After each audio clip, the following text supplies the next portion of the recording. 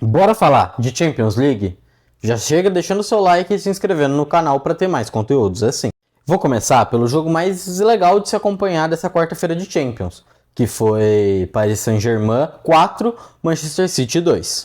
Esse jogo foi bem legal, principalmente pela troca de dominância que ele teve durante todos os 90 minutos praticamente, mas principalmente nesse primeiro tempo. E quem começa se impondo é o City do Guardiola, mas que em poucos minutos depois, o Paris Saint-Germain começa a retomar essa bola e durante o jogo todo tem mais a posse, o que é bem difícil contra um time do Guardiola especificamente.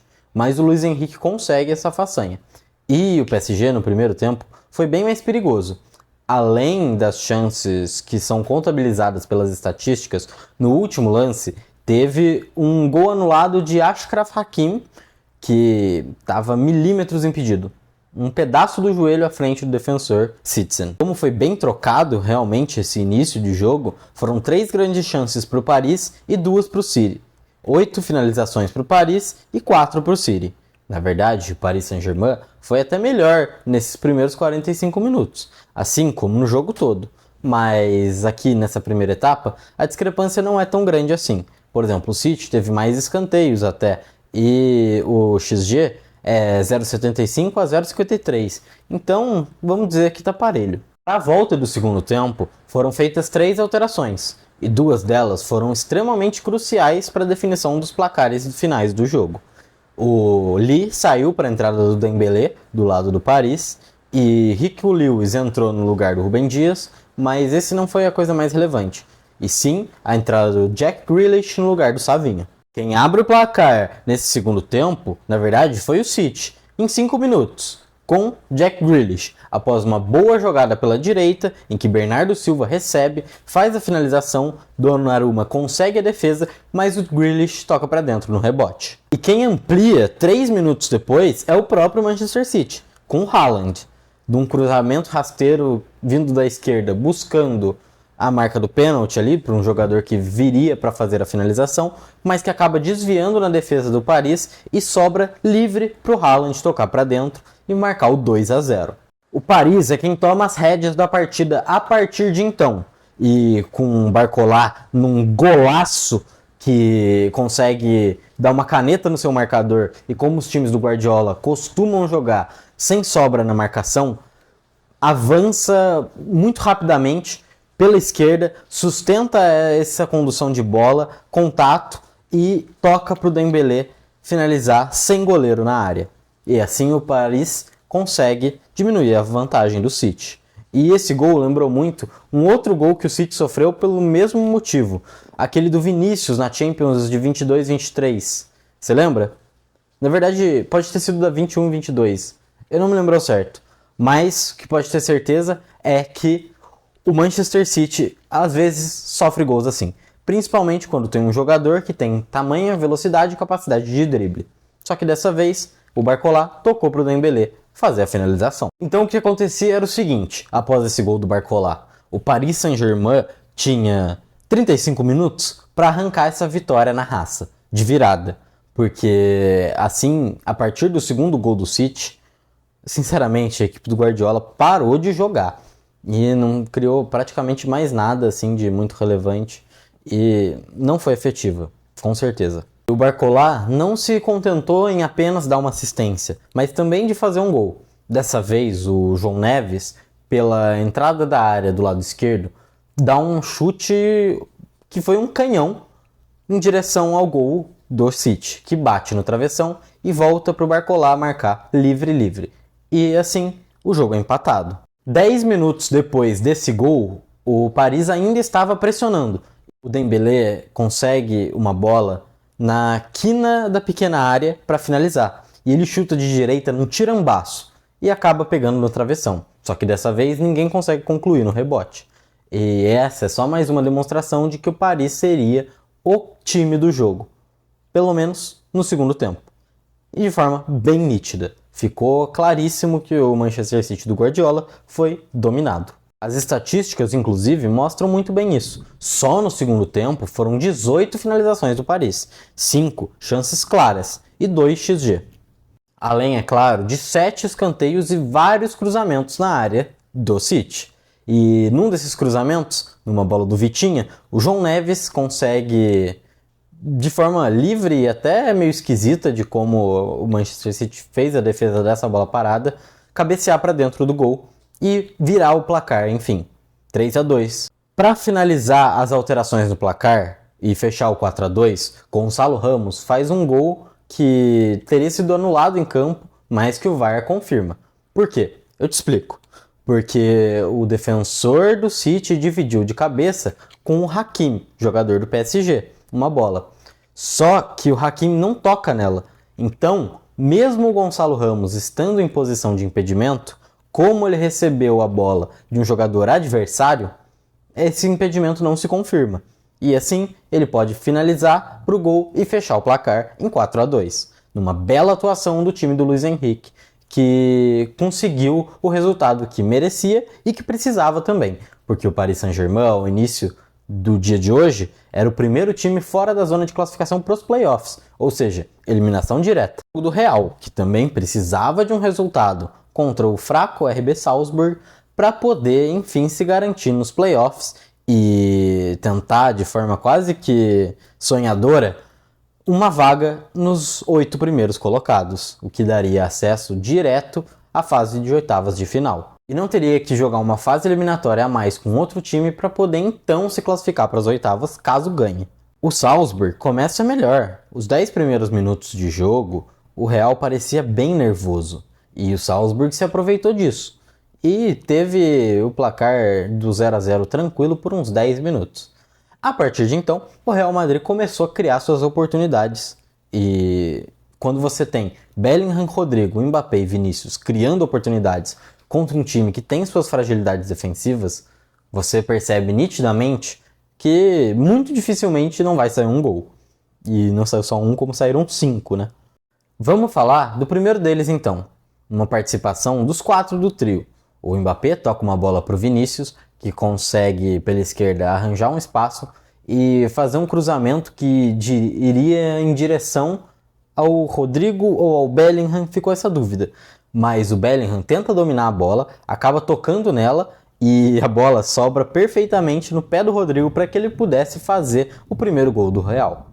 E foi uma assistência, mesmo sendo totalmente sem querer. Então é por isso que os números não definem tudo no futebol. A gente tem que sempre analisar os contextos. Mas o Bellingham não precisa dessa assistência sortuda, vamos dizer assim, porque ele deu uma belíssima assistência para o segundo gol, também do Raio.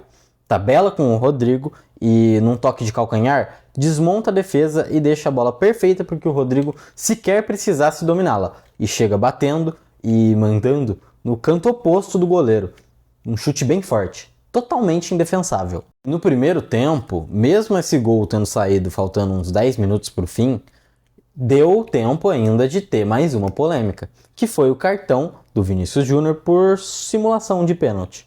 Ele cai na área e realmente é tocado, mas para mim pareceu o contato normal de jogo.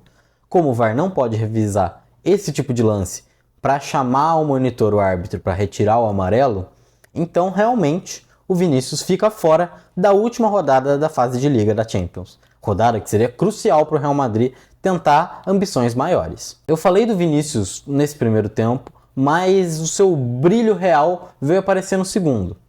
Só que, antes disso, teve uma jogada de pressão do Mbappé, bem de sorte, e consegue chegar e roubar a bola do goleiro, que por algum motivo opta por driblar um dos jogadores mais rápidos do mundo. Ou, na verdade, tentar driblar. Porque o Mbappé toma a bola dele como se fosse doce da boca de uma criança e toca para dentro do gol, sem goleiro, para fazer o 3-0. A partir daí, a porteira já não estava só aberta, estava escancarada. E o Vinícius conseguiu marcar seu nome na história do Real Madrid, ao se tornar o segundo brasileiro a marcar 100 gols. E não foi só 100, foi 101, porque ele faz 2 nesse final de jogo. O primeiro deles vem de uma jogada bem bonita. Entra rabiscando na área, corta o zagueiro e consegue uma finalização muito forte, com o goleiro sem qualquer tipo de chance. Então, aos 10 do segundo tempo, já estava 4-0 para o Real. E aí vieram chances e mais chances, mas que não foram aproveitadas, com exceção de uma, do próprio Vinícius, que foi o seu gol de número 101. Numa movimentação muito inteligente, ele consegue entrar em velocidade dentre os dois zagueiros do do Salzburg. Como os dois times são da Red Bull, dá uma confundida.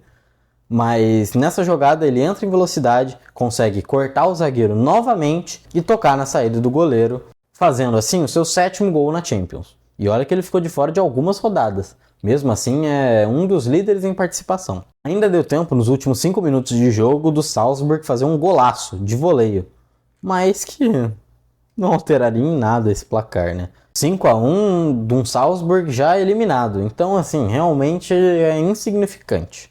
Agora a gente passa para o jogo da Inter contra o Sparta Praga, que é fraco.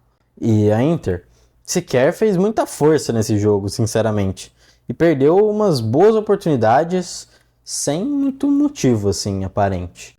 Mas conseguiu um gol cedo, com 12 minutos de jogo, com o Lautaro Martinez, o capitão e ídolo da Inter de Milão. Faz o gol da vitória na Champions e um gol muito importante para ele mesmo, para se recuperar de uma fase que não vinha sendo boa. Fazer um gol da vitória é sempre bom para a confiança de qualquer atacante. Embora a Inter e o Sparta Praga tivessem muito parelhos em finalizações, são 12-10, o perigo que a Inter criou é muito mais claro do que o do time tcheco. E assim, principalmente no segundo tempo, poderia até ter ampliado. Teve um gol anulado com o Dumfries de ala para ala, bem legal, com o Di Marco trabalhando por dentro, assim como o Dumfries, mas que no final não fez qualquer tipo de diferença. E a Inter também já está praticamente classificada entre os 8. E por que eu digo que a Inter está praticamente confirmada se ainda tem 5 times fora do G8 que ainda podem empatar em pontuação com ela, que poderiam assim retirar nos critérios de desempate? Mas assim, a Inter tem 7 gols de saldo e sofreu apenas 1 nessa Liga dos Campeões. É a melhor defesa dentre todos os times. O fato relevante é que essas 5 equipes que ainda podem empatar com a Inter em pontuação fora do G8 têm saldos de 5, 3, 2, 2 e 2, respectivamente. Então, assim, como a Inter precisaria ficar abaixo de todos esses 5 times, todos precisariam golear. E não é tão simples assim, né? Tirar 7 de saldo, 4, 5 gols por 5 times diferentes, bem difícil. Outro time que também está praticamente garantido por esse mesmo critério é o Arsenal, que não tem só 7 de saldo a mais, tem a mesma pontuação da Inter e tem 14 de saldo. Ou seja, todos esses 5 times, além da própria Inter de Milão, teriam que ter saldos acima do Arsenal, o que é praticamente impossível. Na verdade, eu vou cravar aqui, os dois estão classificados, é impossível que qualquer um deles saia. E vou contra a ínfima possibilidade matemática. O Arsenal, empatado com o Liverpool, tem a segunda melhor defesa da competição, só atrás da própria Inter. E isso se confirmou no jogo de hoje, um 3-0. Que inclusive foi bem importante para a definição desse saldo tão grande. Tudo bem que o Dinamo de Zagreb como adversário é fraco, mas diferentemente de outros que eu já citei nos vídeos, ele não é insignificante. Muito pelo contrário, porque o Dinamo de Zagreb ainda tem chance de classificar, porque tem 8 pontos e pode chegar a 11, que eu colocaria na 22ª ou 3ª posição. Agora não me lembro bem, mas dentro da zona de classificação. Já falando de destaques individuais, tudo bem que o Odegaard foi eleito melhor em campo e realmente jogou muito, mas a gente tem que citar o Kai Havertz, que deu assistência do primeiro gol, mesmo desequilibrado, uma boa jogada do Martinelli, que consegue cruzar na área, e o Havertz caindo, toca para que o Rice pudesse acertar um voleio que era bem difícil que fosse defendido. Vários zagueiros do Dinamo tentaram bloquear essa bola, inclusive, fazendo uma imagem bem legal da câmera de trás e abrindo o placar com 2 minutos de jogo. E depois do placar ser aberto, o Havertz ainda no segundo tempo fez a ampliação, dividindo de cabeça com o goleiro, que tem a vantagem de poder usar as mãos, né? Então um gol bem importante e que abriu o 2-0 e garantiu essa vitória do Arsenal praticamente. Porque se tomou 2 gols a competição inteira, não ia tomar 2 hoje do Dinamo de Zagreb, né? Inclusive, eu sempre gosto de destacar que a equipe do Arteta está recheada de desfalques. Muitos jogadores. E o principal deles, é claro que é o Saka, que vinha sendo o melhor cara da temporada dos Gunners até aqui. Acabei me antecipando falando do segundo gol do Havertz, mas eu tenho que citar uma outra coisa no primeiro tempo, que foram esses 10 minutos após o gol do Rice, em que foram várias oportunidades subsequentes, em profusão. Era Zinchenko, Rice, 2 seguidas do Magalhães, depois mais uma do Havertz e mais uma do Magalhães. Tudo isso num intervalo de 10 minutos. Então só no primeiro tempo foram 11 finalizações e 6 escanteios. O Arsenal poderia ter ampliado ainda na primeira etapa, mas acabou não conseguindo. E o Kai Havertz estava tão inspirado no jogo de hoje que ele até passa um pouco dessa inspiração para o seu substituto, o Trossard, que entra no seu lugar e dá uma bela assistência para o terceiro gol, o 3-0, e que define o placar finalmente e classifica o Arsenal. Aí nisso bastou o Odegaard tocar para dentro do gol e pronto, resolvida a partida. Absolutamente sem qualquer tipo de problema. Esse jogo do Kai Havertz, não porque eu acho ele um ótimo atacante ou um jogador de um altíssimo nível, mas eu acho que, assim, ele vem recuperando e vem fazendo jogos melhores. Afinal, sinceramente, não é a dele ser o centroavante da equipe. E o Arsenal ainda precisaria, pelo menos na minha visão, de um atacante de área mesmo. Um cara melhor que o Havertz para isso. Mas, enquanto isso, o Havertz, querendo ou não, dá pro gasto, quebra um galho. Vou falar da outra equipe de Milão, mas bem pouco, porque eu não vi esse jogo.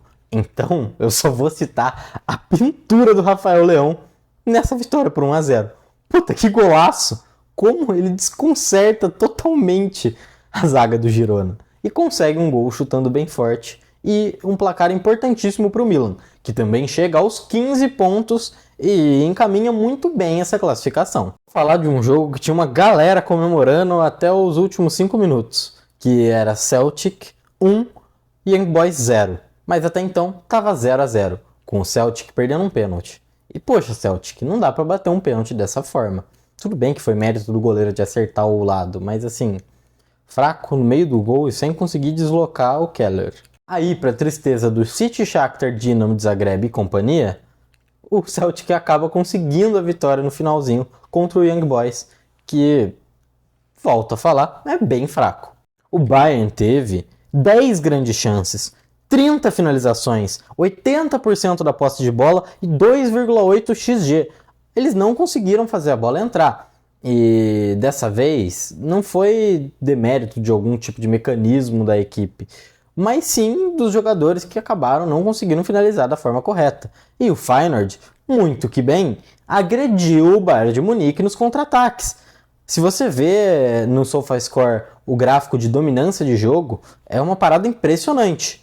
O Feyenoord consegue com o Jimenez esse placar de uma forma bem rápida, ainda no primeiro tempo. E o 2-0 praticamente matava o Bayern.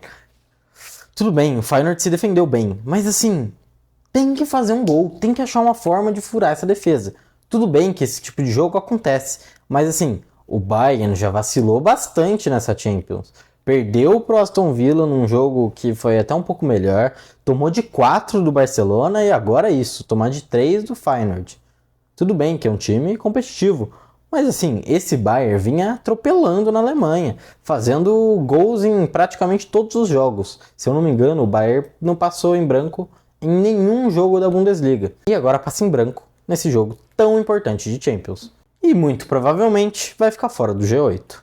E nisso o próprio Feyenoord se deu muito bem, chegando aos 13 pontos. Um a mais que o Bayern, que tem 12. Falando dos dois jogos que aconteceram mais no início da tarde, o Leipzig derrotou o Sporting por 2-1 e deixou numa situação bem complicada, o 23º, 2 vagas só na frente da eliminação.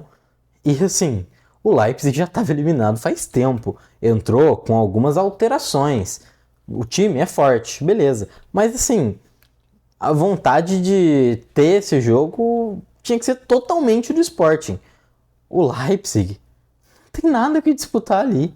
E o Sporting poderia garantir uma pontuação interessante contra um time que já não quer nada. Vale o destaque, é claro, do Gyökeres, que entrou e em poucos minutos fez seu gol. Esse cara realmente é um baita goleador e consegue fazer de tudo quanto forma, esquerda, direita, enfim. O Shakhtar venceu o Brest e agora respira por aparelhos. Assim, ele é o último time que tem qualquer tipo de chance matemática de classificação. São 7 pontos e Sporting e Stuttgart também tem 10. Então, assim, eles têm que perder a próxima rodada e o Shakhtar tem que tirar no mínimo 5 gols de saldo. Ou equivalentes das derrotas de algum desses dois times ou de uma vitória bem significativa do Shakhtar. Então, assim, ainda há chance matemática, mas é muito improvável. E falando do Brest um pouquinho, essa derrota tirou a possibilidade do Brest praticamente se garantir também com 16 pontos. Porque, assim, se o Brest ganha esse jogo, ele praticamente está classificado. Embora o saldo dele seja bem menor que Inter de Milão e Arsenal, que são os outros times que têm essa mesma pontuação. Bom, eu vou te passar aqui os times que estão no G8 e a pontuação de cada um deles. Claro que o Liverpool é o primeiro e tem 21, o Barcelona tem 18 na segunda posição, o Arsenal e a Inter de Milão estão em terceiro e quarto com 16, o Milan e o Atlético de Madrid quinto e sexto com 15, a Atalanta tem 14 e o Bayer Leverkusen fecha o G8 com 13 pontos. E com 13 pontos tem mais 5 times, como eu já havia citado. Essa última rodada que define tudo realmente está muito aberta e podem mudar totalmente a classificação, a depender dos jogos. E é por isso que eu espero você num próximo vídeo aqui no canal, não só de Champions, mas também de vários outros assuntos. Lembra de deixar seu like e se inscrever, e se gostou ou tiver alguma colocação a se fazer, deixa nos comentários. Fechou? Nos vemos no próximo.